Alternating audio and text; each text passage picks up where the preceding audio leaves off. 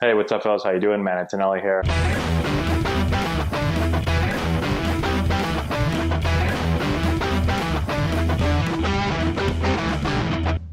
Hey, what's going on, everyone? How we doing? Matt Antonelli here with Antonelli Softball. So, I received a question online, and I wanted to talk a little bit about it. So, I found a video where we have a good view of the batter's box. The question was, where should I stand in the box, and should I change my position depending on the pitcher? And so, this is an interesting question, and I've talked with a lot of really, really good players about their thoughts on it. And obviously, I'm going to give you mine. And so there's kind of two schools of thought here. And I'll tell you which way I leaned as a player and kind of the way I lean most of the time as a coach. Um, but I do try to stay flexible with this. Okay, so here's the two thoughts. The first thought is to move around in the box based on the pitcher that you're facing. Okay, and so when you're talking about moving in the box, you can move a couple different places. Basically, the four ways that you're going to move are one, you're going to be in the back of the box. Okay, so the back of the box is typically right here on the chalk line. Now, you can't be outside this chalk line. Okay, so the back of the box would be here. Typically, you're going to face someone that's going to throw pretty hard. You want as much time to be able to see the ball, recognize the pitch, and decide if you're going to take or not, right? And so, again, being in the back of the box it puts me the furthest distance away from the pitcher, therefore gives me the most amount of time to be able to see the ball. All right? So that's the back of the box. The opposite of that would be the front of the box. Okay, now when I move up in the front of the box, I've got less time, right? I'm getting closer to the pitcher. Now, some hitters will move up in the box if they're facing a pitcher that doesn't throw very hard. Some hitters will move up in the box against a pitcher that has, good off speed, something that drops really well, and so they'll try to get it before the drop or before the break. And so that's another option. So you can be in the back of the box, you can be in front of the box. How far in the front of the box? Everyone's different. I would say typically you're going to see hitters when they move up in the box, you're going to see them kind of have their body. So if we just kind of split the plate here, you're going to see the hitter's body basically splitting that line right there. Okay, that was a horrible drawing. I wish I was a better artist, but you know what I'm saying, okay? You typically won't see hitters much further up in the box than that, maybe at a very, very low level. You'll see that against a pitcher that maybe throws really slow. But I wouldn't recommend going very close, especially, again, as you get to an older level. As you start getting to older levels, it's all about reaction time. I want to be able to see the ball as long as I possibly can, so I make good swing decisions. And so I typically like to be in the back of the box, okay? The last two are you going to crowd the plate, right? So you're going to be close to the plate, or you're going to be further away from the plate, be kind of back out here. Typically, you're going to get on the plate for a couple reasons. One, a hitter that likes the ball inside, that likes to pull the ball, will typically get on the plate a little bit more because it forces the ball to feel more into you, right? The closer I get, well, now a pitch that's middle is going to feel in to me. It's going to be in to me. And so if I like the ball in, I'll get on the plate more. Um, you can also get on the plate more if you feel like the hitter is or the pitcher is always attacking you away, right? And so if they're always away, well, if I want to bring that ball more over the plate, I get on the plate. So instead of being where her foot is here, I just get on the plate a little bit more, so a little bit closer towards this inside line right here.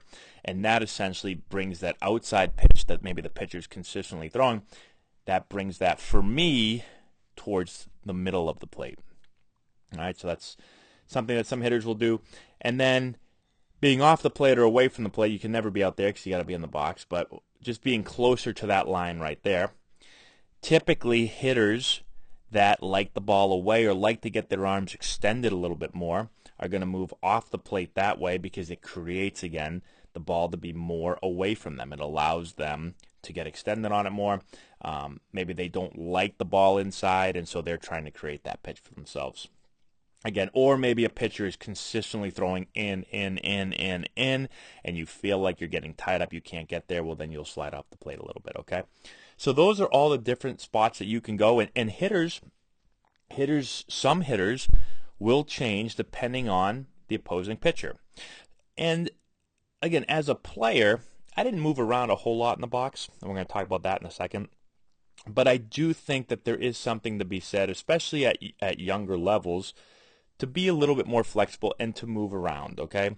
So we'll play certain teams where you can clearly see that their strategy is to throw everything away. And at a lower level, typically the strike zone is bigger, right? And so you might get a pitch that's off the plate. That might be called a strike consistently at a lower level. And so we'll tell our hitters in that case, let's get on the plate, okay? If they're not going to throw the ball over the plate and it's still going to be called a strike, well, let's get on the plate and let's create that outside pitch. Let's make that be more of a middle pitch for us because we're going to be on the plate, okay? So that's one thing you can do. And you can do, you can move, same thing if they're coming inside, you can move off the plate. And so the bottom line is making an adjustment based on the opposing pitcher. You see how they're pitching you, either as a player or as a team, and then you make the adjustment with your hitters, okay? Now, the other way to do it is, and this is kind of what I did, is that you always get in the same spot in the batter's box. And for me, it was deep in the box. And I liked the ball slightly in. I wouldn't say I crowded the plate, but I would get in on the plate just a little bit. And my thought process was this. When I'm looking at the ball coming in, right, one of my skills was deciding what the pitch was, where it was being thrown, and was I going to swing or not. Those things were some of my skills. And so I felt like being in the same spot in the batter's box every time really helped me decipher between pitches and where they were because I'm always seeing it from the same spot. If you're a hitter that's moving around all the time, so sometimes you're way on the plate, and then sometimes you're way off the plate, and then sometimes you're way back here, and then sometimes you're way up here. Well, you're always moving. And so pitches are going to look different to you depending on where you're standing in the box, right? And so you may, and I'm not saying that this is 100% for everyone, but as a hitter, I felt like if I'm always moving around, then one day a pitch that I see, let's just say which looks middle, right? If I'm standing here and that looks middle, right? Or let's just say outside corner, okay? Let's say if I'm standing here, a pitch that looks like it's on the outside corner, well, if all of a sudden let's say I'm off the plate, okay? Well, now that pitch doesn't look outside corner anymore to me, right? It might look more on the plate. If the pitch is outside corner and I am here, right, I'm this way more, well, that changes my perspective of the pitch as well. And so depending on where I am that day, that changes where the ball actually is on the plate. And so I felt like that's a lot. If I want to be as good as I possibly can at recognizing the pitch and figuring out where it's going to be, is it going to be high? Is it going to be low? Is it going to be, on the black? Is it going to be a ball's width off the plate? Is it going to be over the middle? I want to be in the same spot as much as I can so that I'm constantly training myself.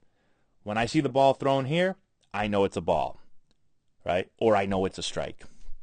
And so you can do it both ways. I've seen hitters do it. Again, I've seen some really, really solid hitters. I've heard Pete Rose talk about how he moved around a lot. And Pete Rose was one hell of a hitter. I've heard a lot of really great hitters that talk about moving around a lot in the batter's box. And I've heard a lot of players that say, I like to stay in the same spot. So I'm not telling you which is better or which is worse. I'm just giving you, because it's an interesting question. I don't know if there's a right or wrong answer. I'm giving you the different perspectives, and that way you can figure out what works best for you. What's the approach you want to take when it comes to getting in the batter's box? So hopefully that makes sense. Let me know if you have any questions in the comment section below. Subscribe to the channel, hit the notification bell, give it a thumbs up, all that good stuff, and we'll talk to you later.